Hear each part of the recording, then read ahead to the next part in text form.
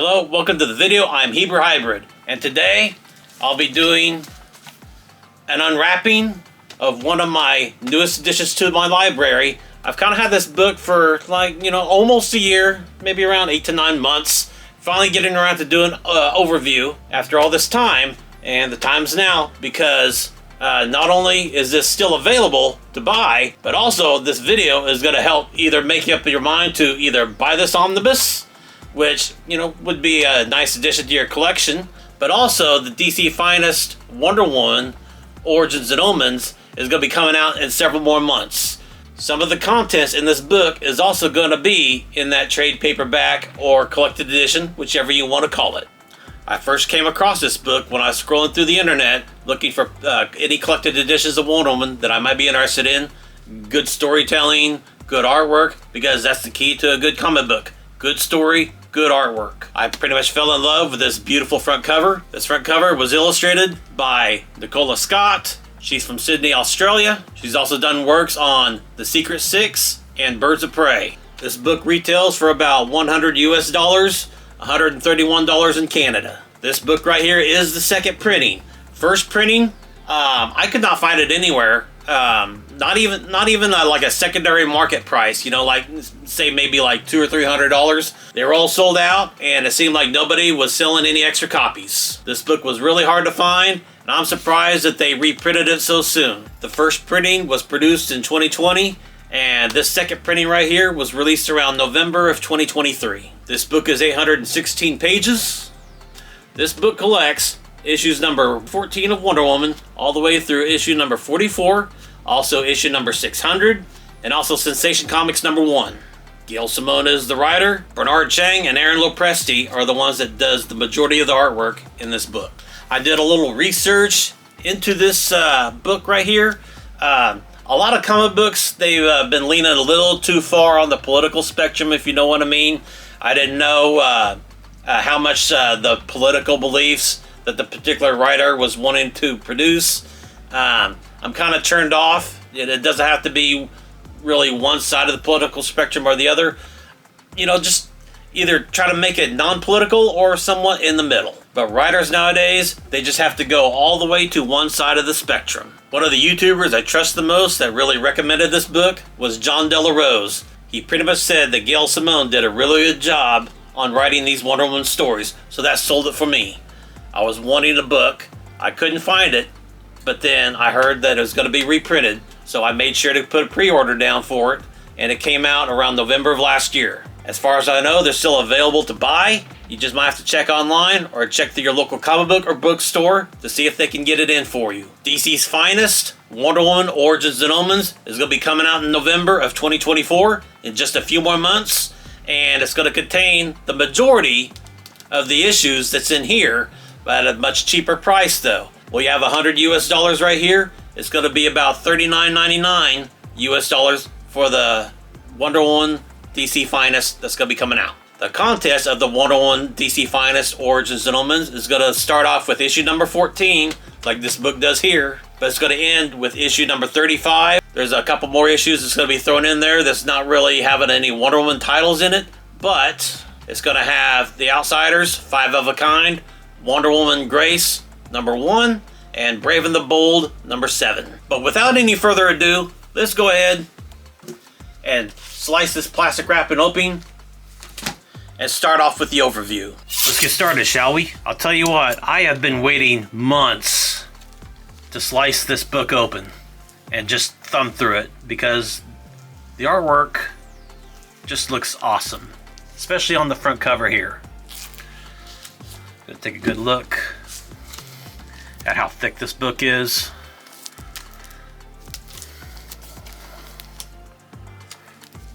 Now, when I got this book, it was already kind of partially torn here as far as the plastic wrapping is concerned. But this channel, I like to cut the plastic. You just have to just barely score the plastic.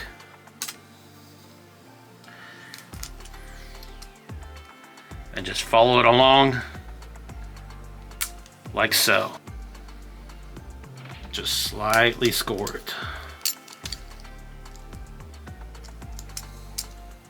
get up underneath the hard back here, the hard front, should I say? Because this is a hardback book. It's not a paperback.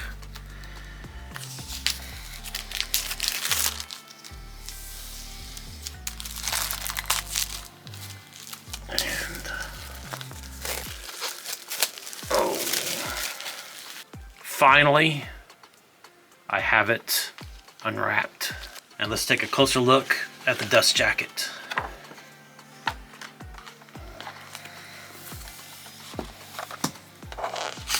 Read what's printed here on the back. You go ahead and pause the video.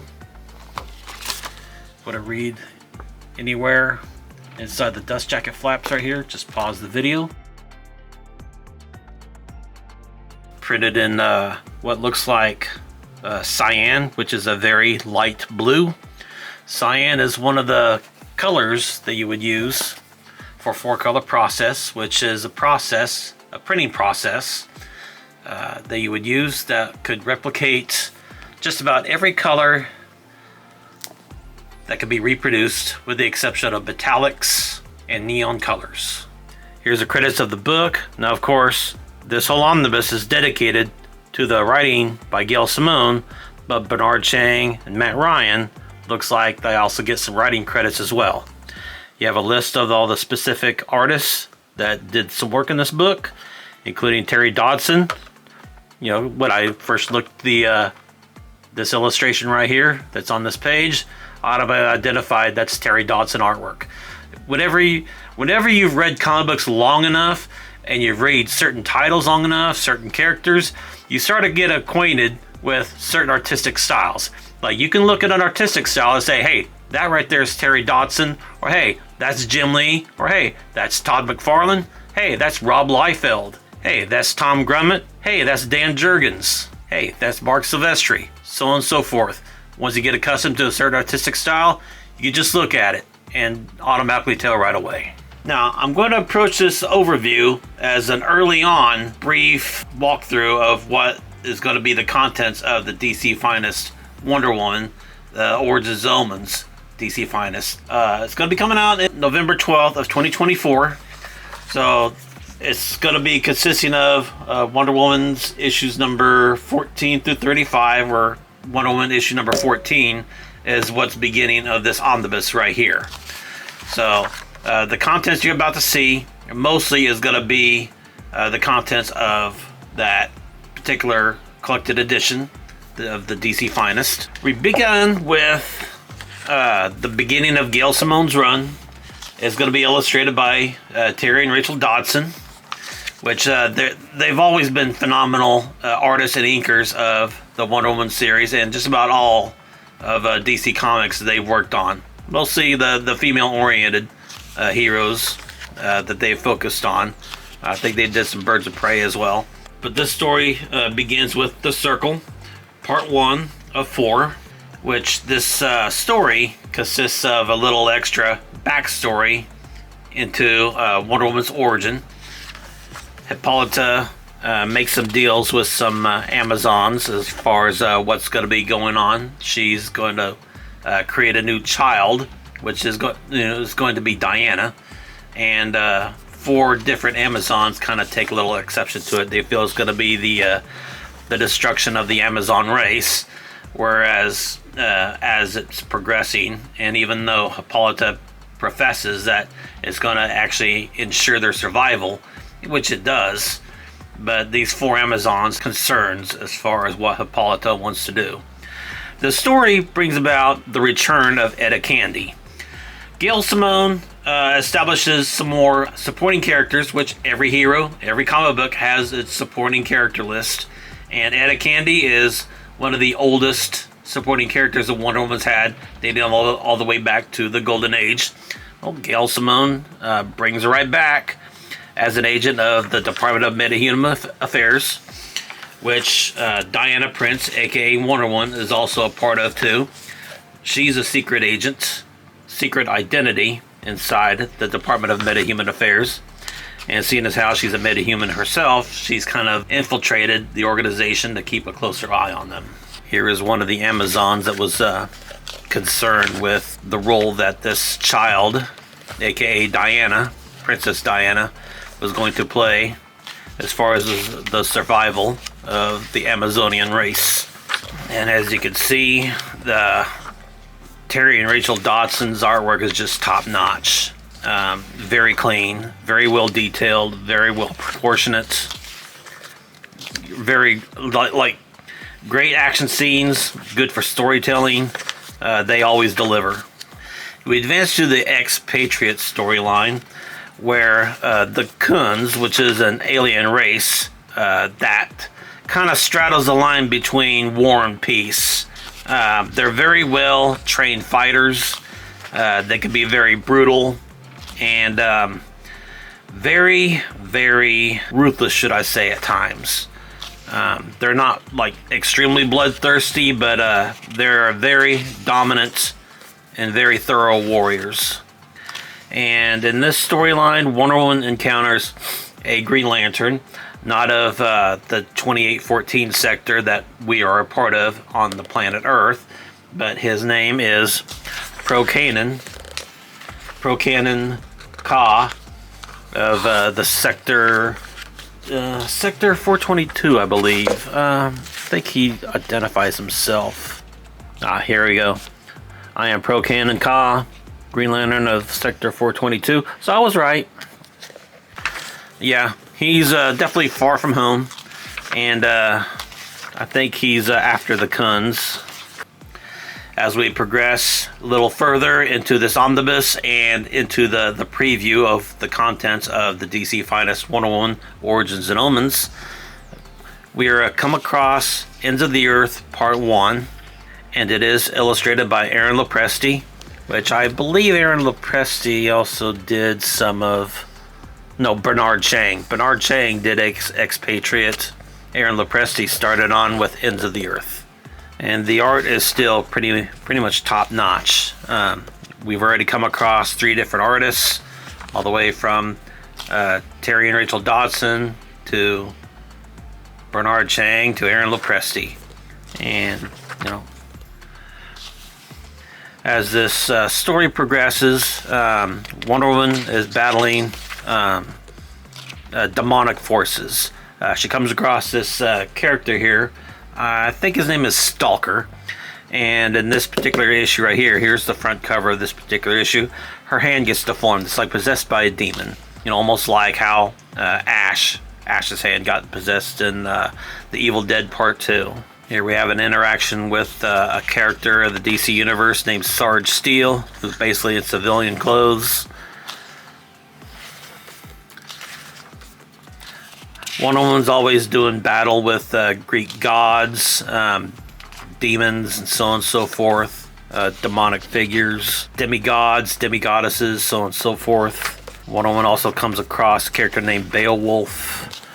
Now, as I said earlier, Wonder Woman does battle with demons and such, and this particular one I believe is named Degarth. I don't know if I'm pronouncing the name right. The Ends of the Earth starts coming to its climax in this 4-issue story arc, and this battle does kind of take like it's a little emotional toll on Wonder Woman. She kind of loses her empathy a little bit. Rise of the Olympian kind of shows the return of the Greek gods. They were held prisoner by the new gods from the planet Apocalypse. And upon their return, Zeus and Athena start taking matters into their own hands. They start exerting their will more than what they really should. They start becoming overbearing, and it's up to Wonder Woman kind of set them straight. Just very impressive work by Gail Simone and Aaron Lopresti. They just continue to deliver. Rise of the Olympian has many parts to it. Right here, this particular issue is part 7. Here's the front cover to it. Now, one thing that does bug me about the omnibus, you don't have the issue numbers that coincide with what the cover is.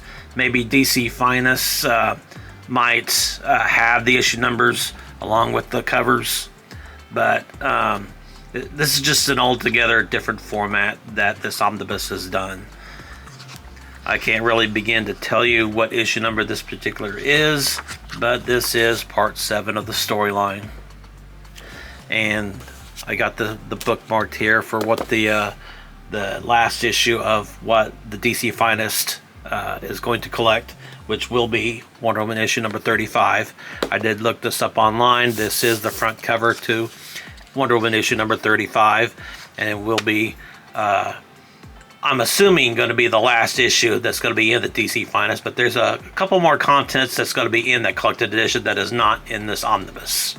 But this story is loaded with action, good story, good artwork, great inks, does not look clustered at all. Everything's nice and neat and very well distinguishable. Wonder Woman making friends with a polar bear. How very sweet of her. Speaking with a race of evolved apes, kind of like how there's a race of evolved apes that the Flash deals with, encounters, has befriended, named, the city's called Gorilla City.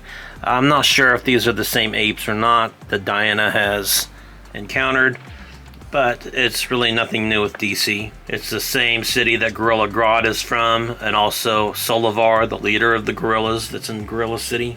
Birds of Paradise, Cradle to Grave.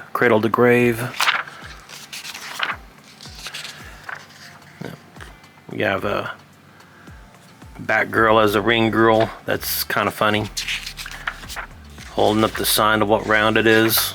Now, before we go any further in this omnibus, this issue number 35 is going to be the last issue of the Wonder Woman title that's going to be in the DC Finest. That is the collected edition that I'm kind of giving a small preview for to coincide with this omnibus. And we move on over to Wonder Woman issue number 36. The thing with comic book writers, whenever they know they're going to be assigned a certain title for a long period of time, they're going to have their issues mapped out, how everything's going to begin, how a lot of stuff is going to be going on in the middle, and how it's all going to come to an end. And this omnibus collects everything during Gail Simone's run. War Killer, the storyline. And this storyline does involve some of the Amazons. It involves Giganta. And issue number 37, Diana, aka Wonder Woman, encounters Ares in the middle of the night. And as you can see, Wonder Woman sleeps in the nude, which is a very pleasant idea, if you ask me. Now, along with her discussion with Ares, she's even wondering if she's dreaming or not, which it is pretty apparent that she was not dreaming. As we're progressing through this War Killer storyline, Donna Troy comes back into play. As War Killer starts drawing its conclusion, Zeus does have a recollection, a look back on what he all experienced on the planet Apocalypse when the new gods abducted the old gods. He went through several tortures and mental manipulations by Granny Goodness and Dazad right before that they were able to escape. We come across another storyline called A Murder of Crows, where Wonder Woman is subject to a little bit of psychic manipulation. She even gets in a fight with Power Girl, and as soon as they get done with their little squabble, they do end up teaming together because, you know, they're heroes after all. And, you know, heroes, just like friends, they don't always see eye to eye all the time, 100% of the time. So sometimes you have to put your differences aside to get the task done of what needs to be done. Here we got another storyline called Wrath of the Silver Serpent, part 1 of 3, Contagion, where Pearl Cannon Ka, the Green Lantern of Sector 422, comes back, and Gail Simone pretty much has her favorites as far as, I guess, the Green Lanterns are concerned. I don't know a whole lot about Pro Canon Ka, but he is pretty instrumental in the kind of story she wants to tell. Something else to also note about the Wrath of the Silver Serpent. This is the beginning of Nicholas Scott's penciling run. And Nicholas Scott is definitely one of my newest favorite artists as far as comic books are concerned. Nicholas Scott did this banger front cover to this particular Wonder Woman issue, which is also the front cover of this omnibus as well. Nicholas Scott is just, she's just off the chain. Just excellent detail, anatomy, portions, way she draws our action shots. You know, she's just a total badass. You know, Nicholas Scott, if you're watching this video, you're just way beyond awesome. You're just too good. Wrath of the Silver Serpent has drawn its conclusion, and I believe it's also the last issue that is reprinted in this omnibus. Here we're getting several of the variant covers. A lot of comic book shops, they receive variant covers when they order a certain amount of how much of a print run that they want, how many copies that they receive. And this is a guess, but like for every 20 or 30 copies they order, they'll get one variant issue with a variant cover to sell. Sometimes the comic book shops may do a slight markup on it. Sometimes they'll go and sell it for the cover price that's on the cover. But these are some of the extra covers and also extra short stories. This one is illustrated by George Perez. Here's another story illustrated by Ethan Van Sciver. Ethan Van Sciver does pretty good work as well.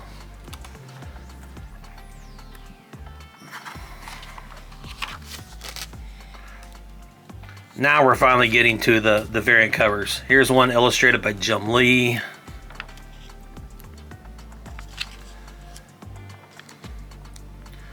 Extra little mini storyline. More variant covers right here.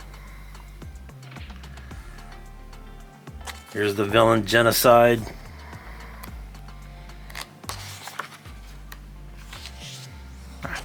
I really like that proportion. See her under the chin. You know, view from down below. Getting ready to lasso somebody. Excellent work by Josh Middleton. Here's some pencils along with a little bit of inks by Terry and Rachel Dodson.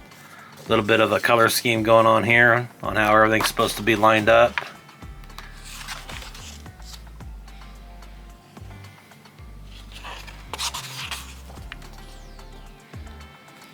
Here's some more pencils right here.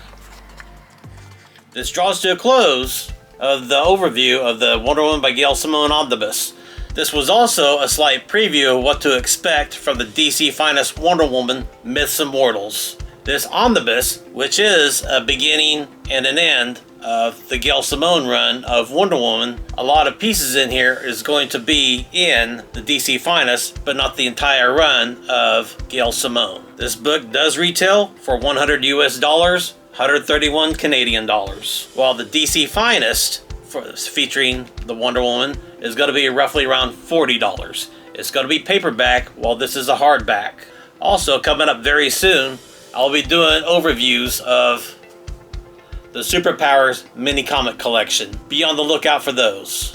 Let me know what you liked most about this omnibus overview, whether you're going to go ahead and pick this up or you're going to go with the DC Finest. Me myself, I'm hoping the DC Finest is a very successful line. Like I said before when I'm talking about the DC Finest, and a lot of the trade paperbacks, the collected editions that DC has been producing, they're way out of control in the print runs, and they need to bring it down a notch. If they do happen to sell out the production runs, put another production run in on it. Second print, a lot fewer quantity than what they did with the first. Whenever they get put on clearance or sent to bargain outlets like Ollie's, that is not good business. Don't get me wrong, it's very nice for the customer to pay a very much cheaper price, but companies like DC and whoever prints these up, they need to make their money too. If you enjoyed this video, shoot me a like, comment, subscribe, ring the bell for notifications, support your local comic book, toy shop, and your brick and mortar store. Thanks for watching. I'll see you in the next video.